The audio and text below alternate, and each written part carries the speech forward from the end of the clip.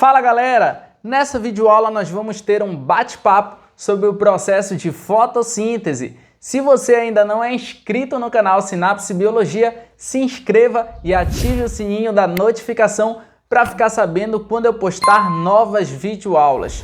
Sem delongas, vamos começar a nossa videoaula. Roda a vinheta!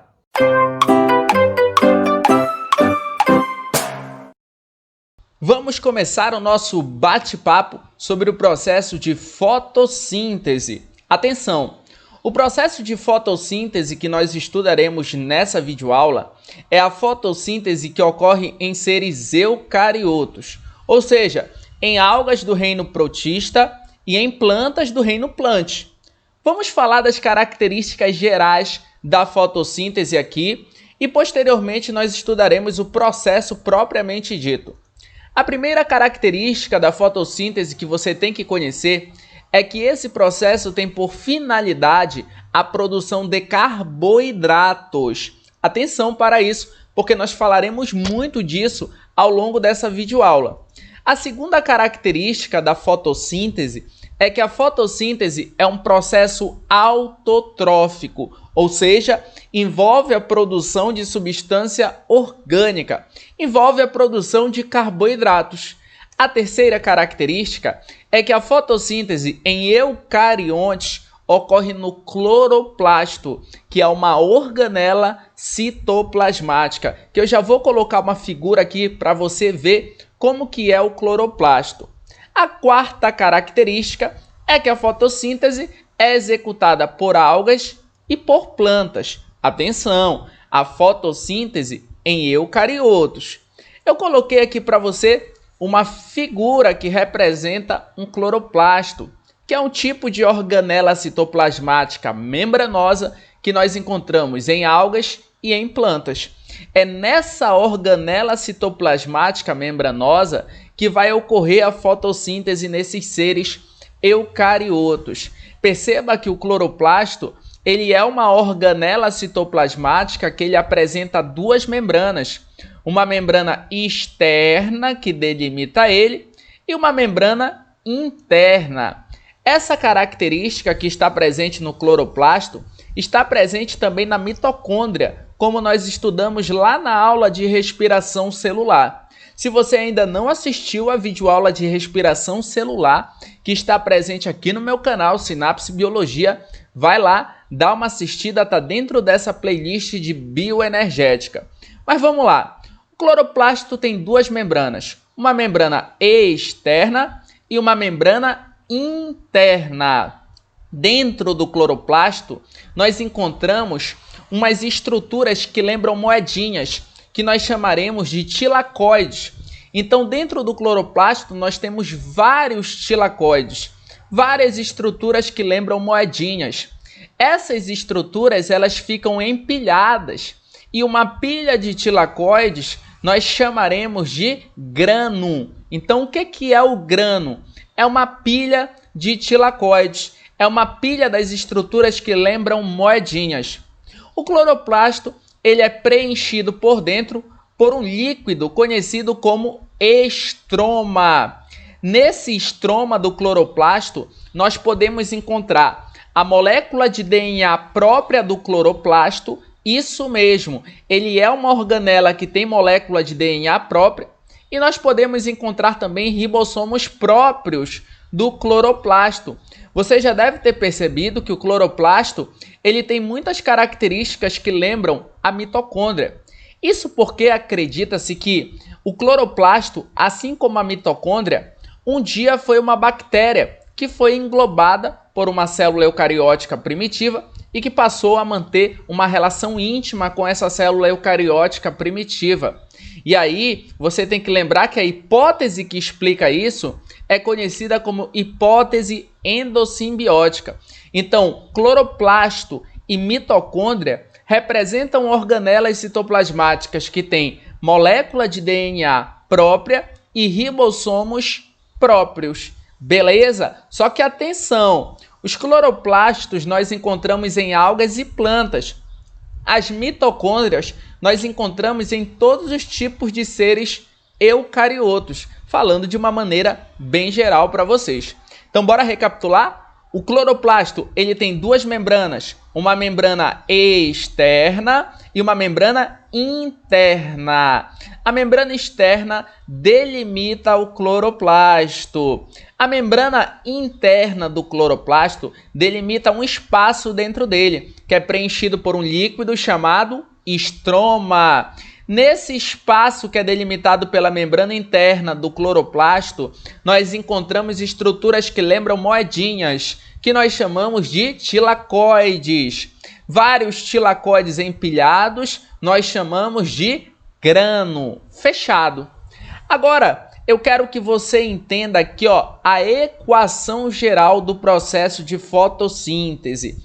Aqui eu coloquei para você a equação balanceada para que você tenha uma visão global do que ocorre na fotossíntese. Na fotossíntese das algas e das plantas, o gás carbônico reage com a molécula de água na presença de energia luminosa, produzindo carboidrato e produzindo gás oxigênio. Agora fique esperto no que eu vou falar. Perceba que o carboidrato que é produzido na fotossíntese, de acordo com essa equação global, é a glicose. Mas fique atento. Na verdade, na fotossíntese, o carboidrato que de fato é produzido é um carboidrato conhecido como gliceraldeído 3-fosfato.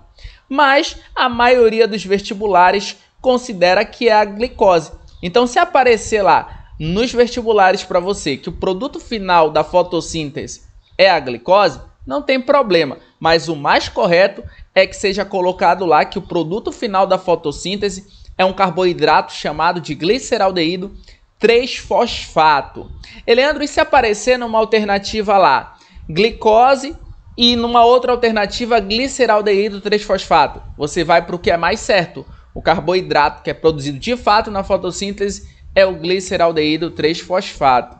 Tudo bem? Agora, se não tiver nenhuma alternativa com gliceraldeído 3-fosfato, mas tiver uma alternativa aparecendo glicose, vai lá, gabarita a questão, que ela é toda tua. Agora, fique esperto, ei! Na fotossíntese, nós temos que ter uma fonte de energia, que é a energia luminosa, proveniente do Sol. O engraçado é que na fotossíntese, a energia luminosa que está presente na luz solar, ela vai ser convertida em uma energia química que vai ficar guardada na glicose. Nós vimos na respiração celular que a glicose é o principal reagente do processo de respiração celular. E qual que é o objetivo da respiração celular? Produzir energia para a célula. Por que a glicose funciona como principal combustível para a célula produzir energia? Porque a glicose possui uma energia química que um dia foi energia luminosa. Olha que bacana! A glicose ela contém energia porque a energia que está nela um dia foi energia luminosa que veio lá do Sol. Ou seja, todos os seres vivos dependem direta ou indiretamente do Sol, porque ele emite energia luminosa que posteriormente na fotossíntese é armazenada na molécula de glicose. Fechadinho aqui então para você. Também a fotossíntese produz o gás oxigênio, que é liberado para a atmosfera, que vai ser fundamental para os seres vivos que são aeróbicos, que dependem desse gás para conseguir energia. Bom, a fotossíntese ela tem duas funções principais.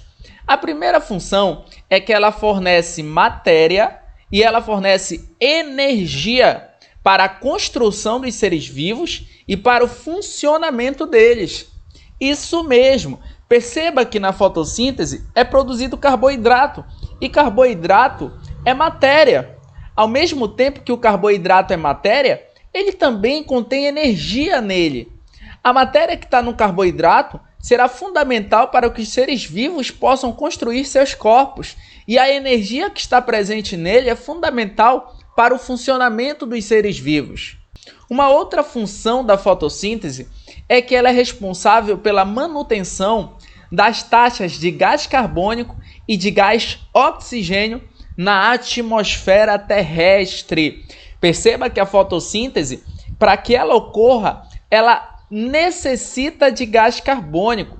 E ao final desse processo, ocorre a produção de gás oxigênio. Então a fotossíntese ela retira do ar gás carbônico e ela lança no ar gás oxigênio. Isso contribui para manter as taxas de gás carbônico e de gás oxigênio na atmosfera terrestre. Galera, vamos bater um papo sobre as estruturas envolvidas na fotossíntese vegetal, porque esse tópico costuma aparecer nos vestibulares. Nós faremos aqui uma análise desde o nível macroscópico até o nível molecular a respeito da fotossíntese. Guarde o seguinte: a fotossíntese nos vegetais ocorre na folha, que é uma estrutura macroscópica, ou seja, uma estrutura que nós conseguimos enxergar. Mas por que ocorre na folha a fotossíntese vegetal? Porque a folha ela possui células que são portadoras da organela citoplasmática cloroplasto. Eu coloquei em destaque aqui para você uma célula da folha. Perceba que no citoplasma dessa célula nós encontramos o cloroplasto. Eu vou pegar esse cloroplasto e dar um destaque aqui para você. Bem aqui temos um cloroplasto grandão. Lembre que o cloroplasto ele tem duas membranas. A membrana externa delimita ele, a membrana interna delimita um espaço dentro dele que é preenchido pelo líquido estroma. E aqui dentro do cloroplasto nós encontramos várias estruturas em forma de moedinhas que são chamadas de tilacoides que ficam empilhadas. Cada pilha de tilacoides nós chamamos de grano. Eu vou dar uma destacada num grano bem aqui para você. Então perceba que o grano ele é formado por vários tilacoides empilhados. O bacana é que nos tilacoides de um grano nós encontramos aqui, na membrana dos tilacoides, várias moléculas de clorofila que formam um conjunto conhecido como complexo antena. Essas moléculas de clorofila, onde eu vou dar um destaque aqui do lado para você, para uma dessas moléculas de clorofila, é que vai possibilitar que na fotossíntese a energia luminosa seja absorvida para que ela seja convertida em energia química, que ficará guardada na molécula de glicose. Chegou o momento tão esperado.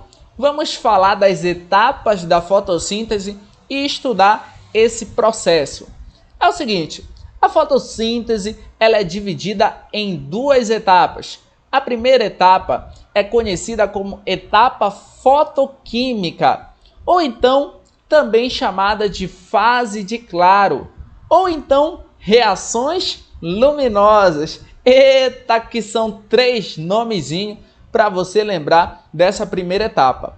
A segunda etapa, ela é conhecida como etapa química, ou então fase de escuro, ou então como ciclo de Calvin-Benson.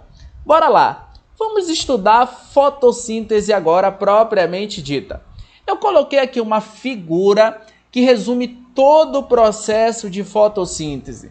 Com essa figura aí, você consegue entender a fotossíntese de uma maneira geral e resolver qualquer questão de vestibular. Vamos juntinho. Perceba que bem aqui nós temos uma célula vegetal, uma célula retirada lá da folha da planta. Dentro dessa célula nós encontramos vários cloroplastos, que são a sede da fotossíntese. Eu vou pegar um cloroplasto bem aqui e vou dar uma destacada no cloroplasto aqui para você. Olha o cloroplasto destacado aí para você, bem legal. Agora perceba então que o cloroplasto está aqui com a sua membrana externa, delimitando ele, e a sua membrana interna. Note que a membrana interna ela delimita um espaço dentro do cloroplasto que é preenchido por um líquido chamado estroma e que também contém lá nesse espaço os tilacoides, que são as estruturas em forma de moedinhas que ficam empilhadas num conjunto que eu chamo de grano. Prontinho. É o seguinte, gente, a etapa fotoquímica da fotossíntese ela ocorre nos tilacoides, do cloroplasto. Fique ligado nisso, porque o vestibular gosta de cobrar isso. Onde é que ocorre cada etapa da fotossíntese?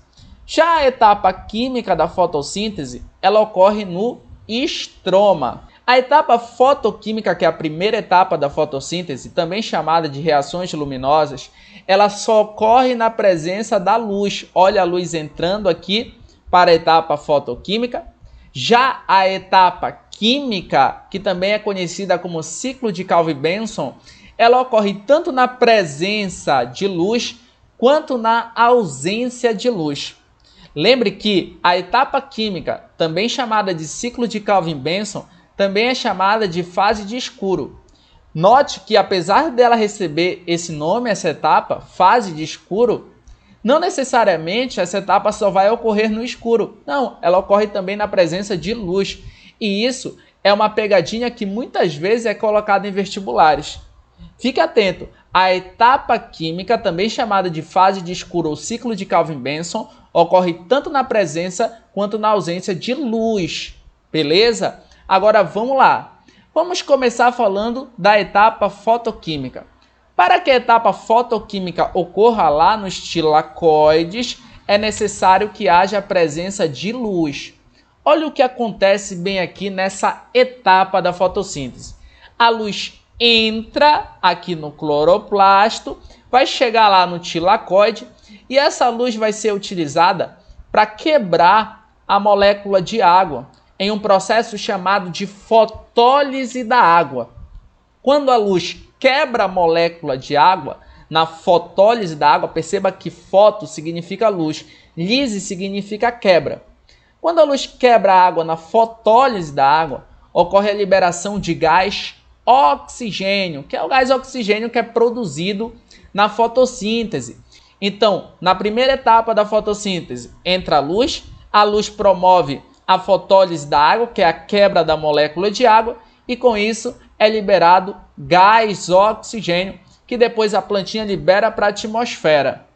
Na primeira etapa da fotossíntese, também ocorre a produção de ATP, adenosina trifosfato, e também a produção de NADPH.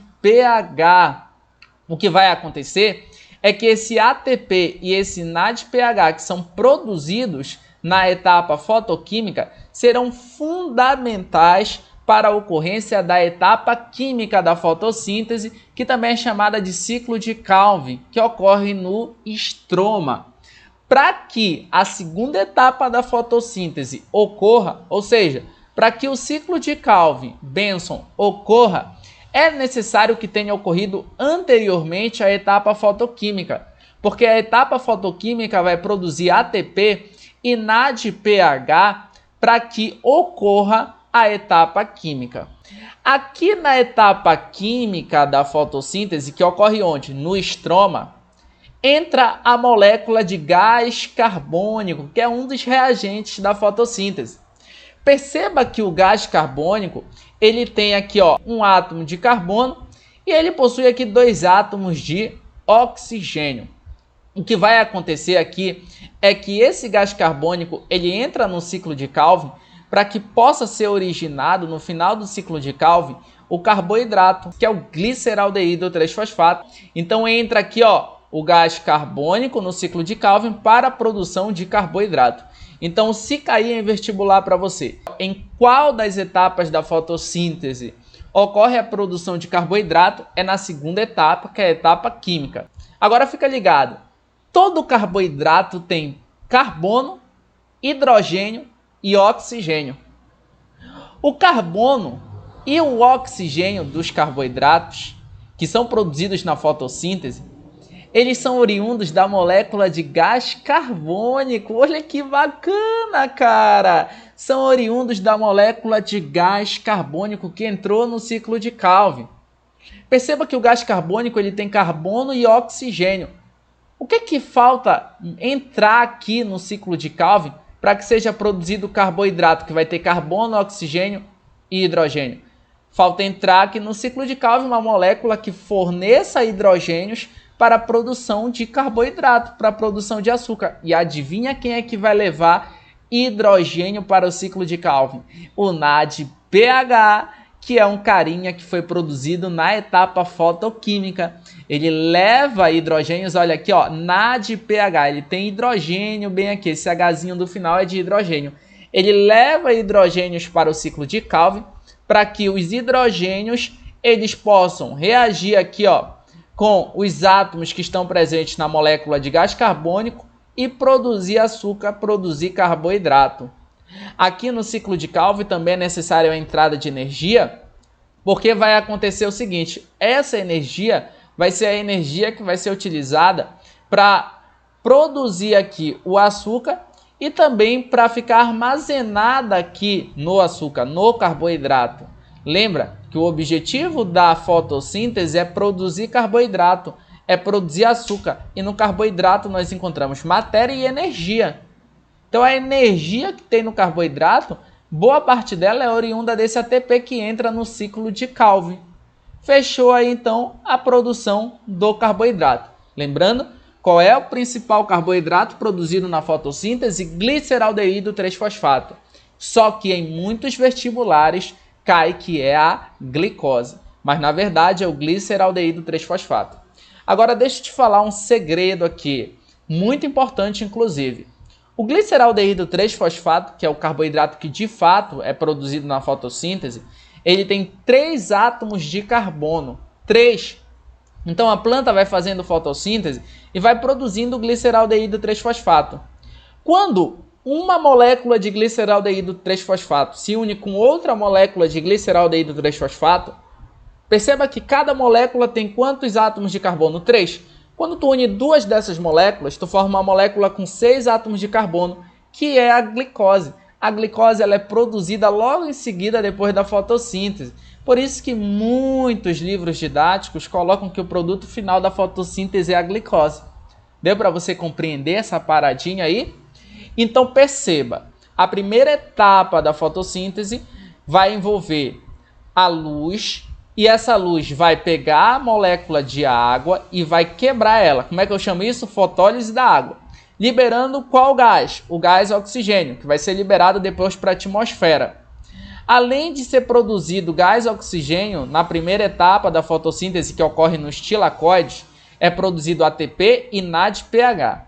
Esse NADPH é o cara que leva hidrogênios lá para o estroma do cloroplasto, que é onde vai ocorrer o ciclo de Calvin, ou etapa química da fotossíntese. O NADPH leva hidrogênios que vão interagir com os átomos de carbono e oxigênio do gás carbônico que entra na etapa química para produzir açúcar. Lembrando que para ocorrer esse processo, ocorre o gasto de ATP aqui, que é energia. E aí é produzido o açúcar na etapa química da fotossíntese. Tranquilaço? De boa? Perceba que depois que o ATP e o NADPH eles são gastos aqui no ciclo de Calvin, é produzido ADP mais fosfato a partir do ATP aqui que foi gasto, e esse ADP mais fosfato vai ser utilizado como matéria-prima para formar novos ATP na etapa fotoquímica.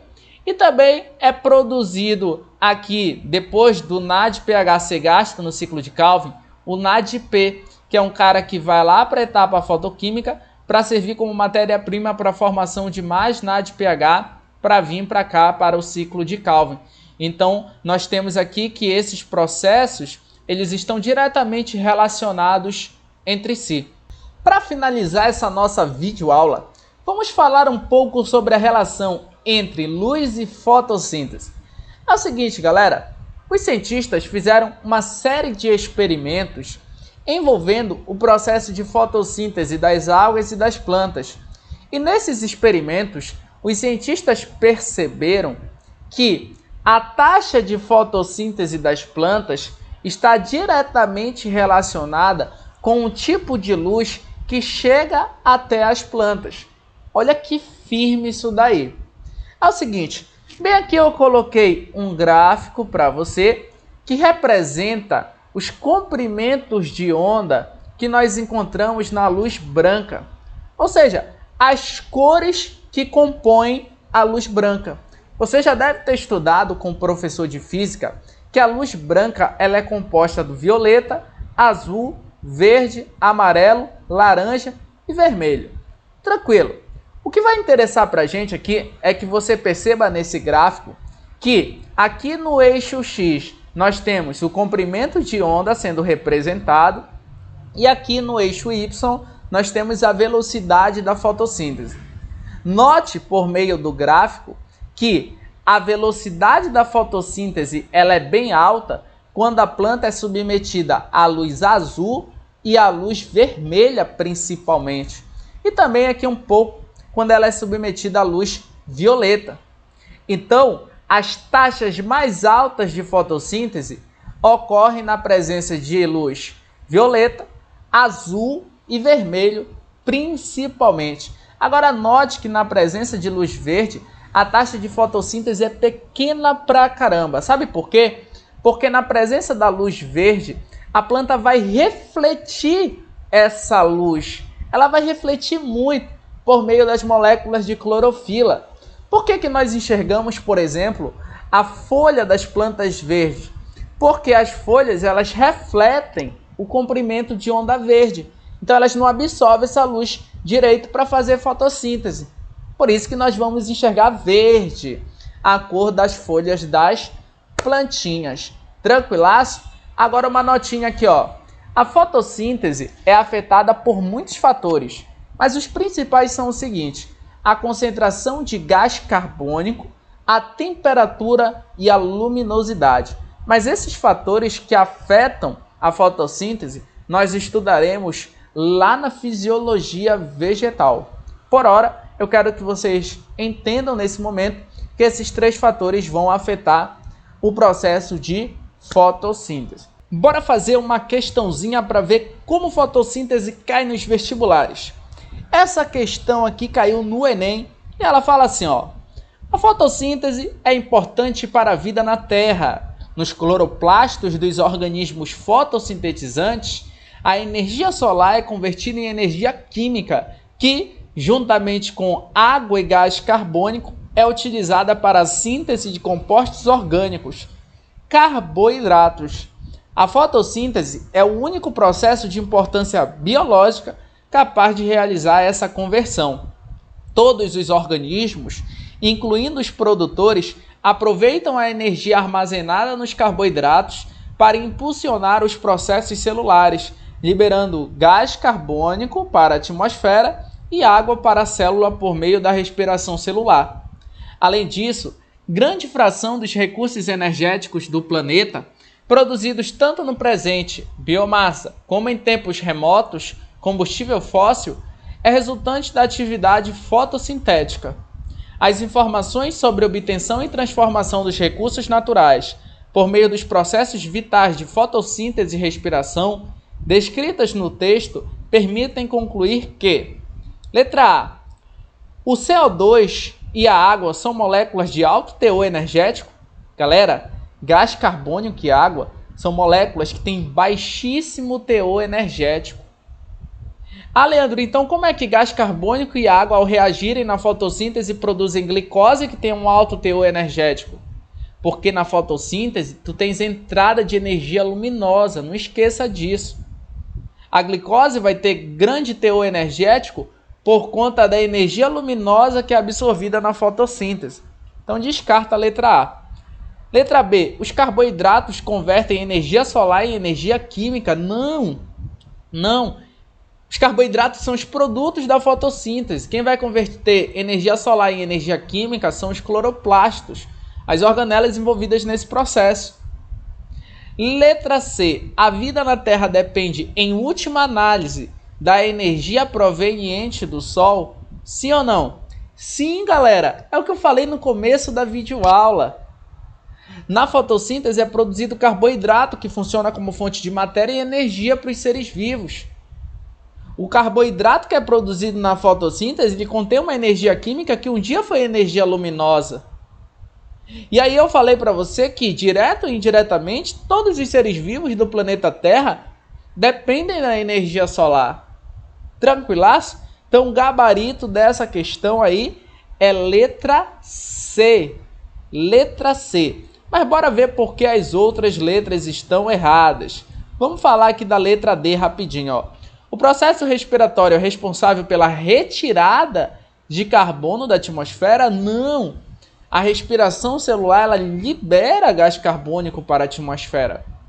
Letra E. A produção de biomassa e de combustível fóssil por si é responsável pelo aumento de CO2 atmosférico? Não. Esses processos eles reduzem o CO2 atmosférico. Então só pode ser letra C mesmo aqui, o gabarito dessa questão que caiu no Enem. Valeu, galera! Mais uma videoaula de bioenergética finalizada. Se essa videoaula ajudou você, não se esqueça de dar o like e fazer um comentário aí embaixo para o professor Leandro Santos. Um grande abraço, tchau, tchau!